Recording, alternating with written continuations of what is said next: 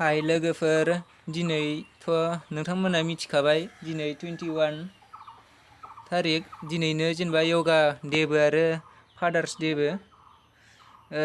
दा जों भिडिअ खालामबाय थानायाव ओइयाव साननि खाथियाव अखाफोर बायदि ओरै खारफाबाय थानाय नुदों नै।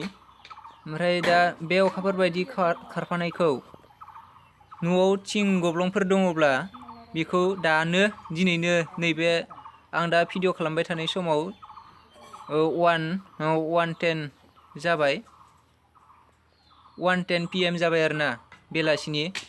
दा नोंथांमोना नायहैयोबा थिं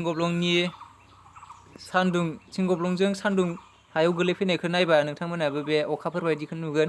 बेलेग दिनावहाय माने ओरै गलसो नुयोमोन आरोना, दिनैनि दिनाव माने अखाफोर बायदि नुजोबदों। सब थिं गब्लंनि सायखङावनो अखाफोर बायदि नुदों आरोना गाहायाव।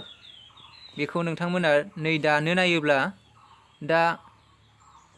दा नैबे 1:10 जाबाय आरो 1:10 बा ओमफ्राय दा 1:15 हालागिबो नोंसोरो नुनोबो हानाय आरो 2टा हालागिबो दानो नायोब्ला नुनोबो हानाय।